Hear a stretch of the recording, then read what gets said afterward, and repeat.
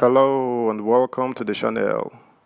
The state government, which initially took the federal government to the Supreme Court over the Naira issue, which they won last week, when the Apex Court ordered that the old notes coexist with the new until the end of the year, of analyzing plans to return with contempt charges against the federal government over its failure to comply with the court's directives.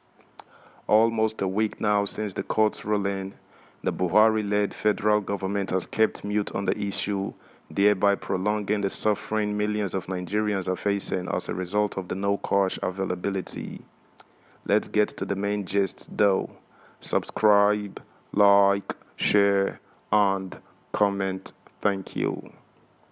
Naira crisis. States plan contempt proceedings against Malami Emefiele. Some state governments are planning to initiate contempt proceedings against the Attorney General of the Federation and Minister of Justice, Abubakar Malami, son and Governor of the Central Bank of Nigeria, Godwin Emefiele, over their refusal to implement the Supreme Court judgment on the Naira redesign policy of the federal government. It was gathered on Friday that the federal government was served the enrolled order and certified true copy of last week's Supreme Court judgment, which also ordered that the whole 1,000 Naira, 500 Naira and 200 Naira should be in circulation alongside the new notes till December 31st, 2023. Saturday Punch gathered that the non-service of the enrolled order on the CTC of the judgment was responsible for the failure of the federal government to direct Emefiele to roll out the hold notes already withdrawn from circulation. The silence of the president, Major General Muhammadu Buhari, retired, on the judgment of the Apex Court had fueled the rejection of the remaining old 1,000 Naira and 500 Naira as legal tender. On Monday, some banks commenced paying customers the hold notes in partial compliance with the Supreme Court judgment, but by Wednesday, the banks stopped disbursing the hold notes as the CBN insisted that it had not given any directive to that effect. Saturday Punch learned that the enrolled order on the CTC of the judgment were served on the AGF on Friday afternoon.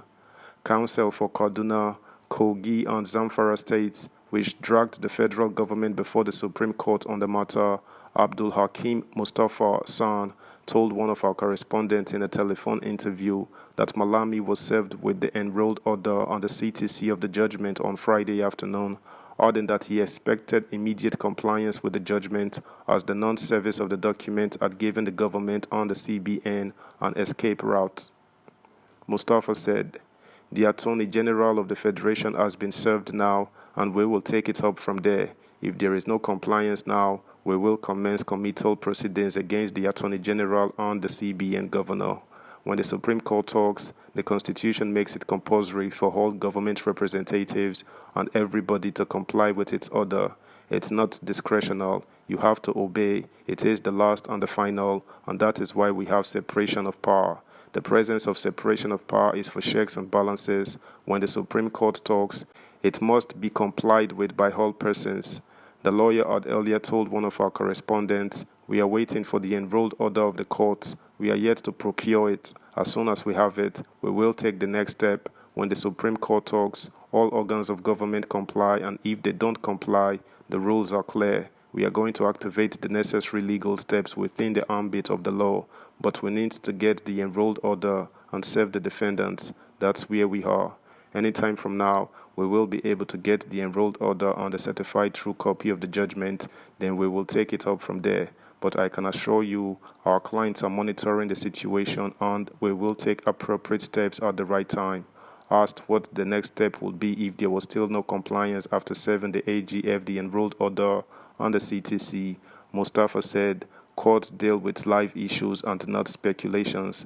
When we get to the bridge, we will cross it." When contacted, the AGF's media head, Dr. Umar Gwandu, could not be reached as his phone indicated that it was switched off. State governors, senior lawyers and all the stakeholders had since the judgment was delivered been calling on Buhari to direct the CBN governor to direct commercial banks to start giving out the hold notes alongside the new ones in order to ease the scarcity of the Naira that has crippled the economy. Governors Nasir El Rufai of Kaduna State, Yahaya Bello of Kogi State, Bello Matawali of Zamfara State, and Rotimi Akeredolu of Ondo State, among others, had condemned the silence of the president and Emefiele on the judgment. Subscribe, like, share, comment, and please turn the notification bell on. Thank you. In the judgment delivered by Justice Ojim, the seven-member panel of the Apex Court held that Buhari breached the Constitution in the manner he issued directives for the redesigning of the Naira. On the disobedience of the Supreme Court's earlier order on the new notes, Justice Ojim said Buhari's broadcast of February 16, 2023, that only the 200 Naira note should remain legal tender made the country's democracy look like a mere pretension. Justice Ojim stated, "Let me consider the issue of the President's disobedience of the 8th February 2023 interim order that the new and old versions of Naira notes continue to circulate as legal tender until the determination of the pending application for interlocutory injunction. It is not in dispute that the first defendant refused to obey the said order.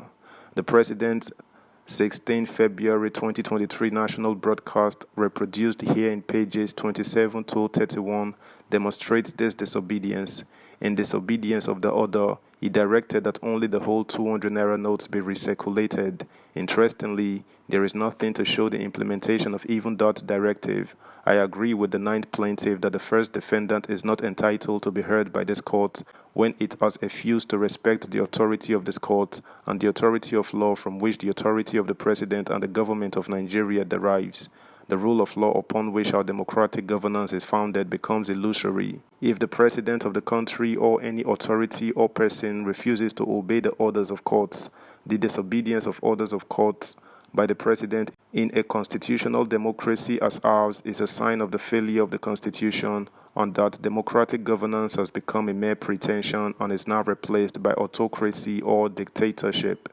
The court also dismissed the preliminary objections by the AGF as well as those of Bayelsa and Edo states and stated that it had jurisdiction to entertain the suit. Meanwhile, it was gathered on Friday that cash had dried up in most banks in Lagos and Ogun states due to what senior bankers described as the inability of the CBN to supply them with new Naira notes. A branch manager of a Tier 1 bank told Saturday Punch that his branch last received cash last week Tuesday, adding that bankers were also frustrated about the currency crisis affecting the nation. That's the news, guys. Thanks for listening. Until next time, bye.